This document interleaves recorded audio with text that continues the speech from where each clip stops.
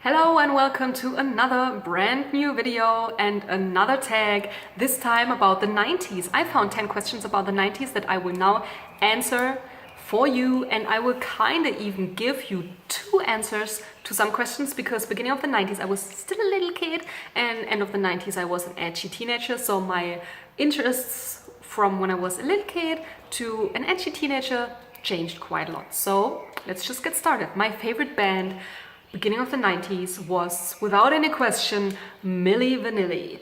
I love them, and I did not care that they didn't sing their songs themselves, because I didn't even know until I was like older and the whole scandal kind of sunk in.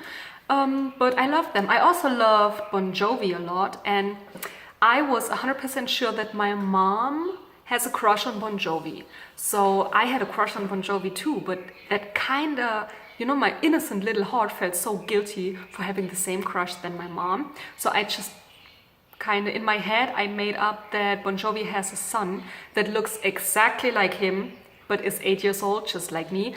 And I can be best friends with that, like mini Bon Jovi that didn't exist, and my mom can have her crush on the real adult Bon Jovi, and we would not clash in our mutual preference for blonde rock stars that in my case did not even exist. End of the 90s, I loved Slayer and Cradle of Filth. And you can decide yourself if it's more embarrassing to like Cradle of Filth or Milli Vanilli. I guess Cradle of Filth will take the cake. Number 2, my favorite movie, beginning of the 90s, and for the rest of my life it will always be The Last Unicorn. And I just still love the movie, and I loved it as a kid. We would watch it any opportunity we got, and it's still really by far one of my favorite cartoon movies of all time. And end of the 90s it was, and that was kind of mandatory to answer the question with that movie, Titanic, of course. Number 3, my favorite actor. Let's stick with Titanic. It was Leonardo DiCaprio. At least he was the only actor that I had a poster in my room. So I guess it also was the only actor that I really actively kind of like searched information about it and cut out little pictures from magazines, because Titanic, Leonardo DiCaprio, he was cute, I was a little girl, no shame. Number 4, my favorite McDonald's meal was the Filet-O-Fish, which was back in my time, was still called the McFish. And I also like the McRib. By the way, it took me 29 years to figure out that a McRib is supposed to taste like spare ribs, because the name McRib and the fact that it's pork and barbecue sauce was not quite enough to make my brain realize that a McRib actually is supposed to taste like spare ribs. When that revelation came to me, I felt as stupid as I have never had before in my whole life. I still tell it to everyone because why not? It's better to embarrass myself on purpose than accidentally. I guess that's a good explanation.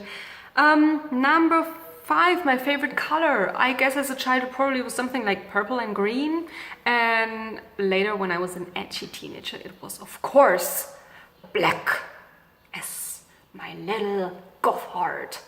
Number 6, my fashion faux pas. So I don't really consider many things that I wore really a fashion faux pas, because back then I liked them and I was not embarrassed about them, so why should I be embarrassed about them now? But there is something that I don't quite think favorably about nowadays, and that was my fat boy pants phase. Because baggy pants were all the rage. You had to wear baggy pants to be cool. It's not like nowadays where the jeans have to be so tight that you can read the year that the coins in your pocket were made through the pocket. But the band's pants had to be so wide that you can smuggle 27 monkeys in each pant leg. So my mom would not buy me pants like this, but I thought I would just be smart and ask to have bib overalls, please, because they're practical, So my mom got me bib overalls in a fat boy size because I requested them. because she did not know what I was about to do. I would wear those fat boy bib overalls, and I would just make the straps as long as possible so the crotch would hang between my knees, and to hide the fact that it was not one of those cool FUBU, Fila, whatever brand back then was popular baggy pants, but fat boy bib overalls, I would just wear a super baggy sweater over it, preferably by the brand Bad and Mad, which was all the rage when I was in 5th grade. And I got 2 pullovers by Bad and Mad from the second-hand store. They were also fat boy size, and I wore them every day whenever I had the chance. And that was probably an outfit that I'm not quite proud of in hindsight, because it really did not suit me at all. I mean, I was a 13-year-old, no, not even 13, I was like 11, 12-year-old kid that still had a baby face and a very like preppy haircut and like, I don't know, watermelon and strawberry bobby pins and everything, like real girly stuff, and then I would wear fat boy bib overalls. Did not quite go together too well. Number 7, my favorite magazine. Beginning of the 90s, it was the magazine Lissy. It was about horses, and although I was never a big fan of horses, I still really liked that magazine because it was interesting, but it did not like sow the seed in me to become a horse person. For everything I know, it could have been a magazine about cows or hippos or earthworms. I would still have read it with delight. And it also had very nice gimmicks. So I remember they had rubber bracelets that smelled like lime. Those were pretty cool.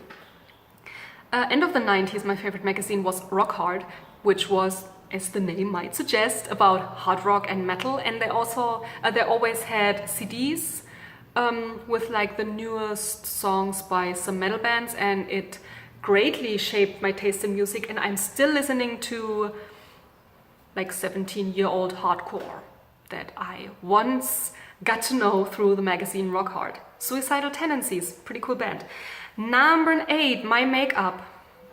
I mean, you could argue that it didn't get much better since then, but it was even worse, I promise. I had a neon turquoise eyeshadow and very bright pink lip gloss that I shamelessly combined and wore at the same time on a face full of acne without any foundation, and it looked even worse than you can possibly imagine. End of the 90s, I would start experimenting with some goth makeup and I just would take an eyeliner pencil and apply it to any free space I had on my face. So like panda eyes and black lips, and I mean, I have a big mouth and I have big lips, and it kind of looked like I have some sort of wormhole in my pale, pimply face that could consume entire galaxies.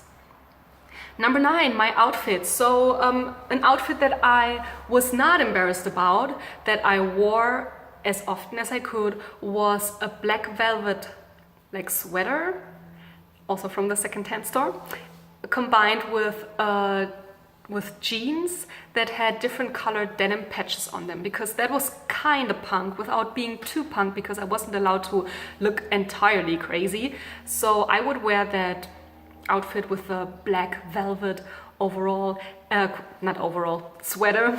Black velvet overall would also have been pretty cool, with that black velvet sweater and that super edgy punky jeans, and that was by far the craziest and most alternative outfit that I had in my closet. It changed quite a lot since then. Number 10, my favorite thing to do. So I was not a very active kid, I have to say. So I did not go to any sports club and I did not learn an instrument. So my favorite thing to do was read, always. It's just the topics that changed. When I was a kid, of course, I would read about dinosaurs and nature and stuff. And end of the 90s, I would start to get all into that occult and paranormal stuff, and I would read a lot of books about cryptozoology, and so the Loch Ness Monster and the Yeti and spontaneous self-combustion and stuff. So that was what a 13-year-old girl should be interested in, I guess, in my own little world. But that was really my favorite thing to do, to read and draw and write little stories that gave me a lot of attention from teachers because they thought they were a little bit too creepy. But anyway, of course I also loved to meet with my friends, but I didn't have many, so I would say reading was my favorite thing to do, and it still is. So that was the tag. I think I will just put the questions into the info box below, so you can just shamelessly copy them and make your own video. And if so, please tell me so I can check it out and can see all the embarrassing things that you did 20 years ago. Because it really, if you think about it, that was 20 years ago. Shit, I'm old. Have a nice day. Bye bye.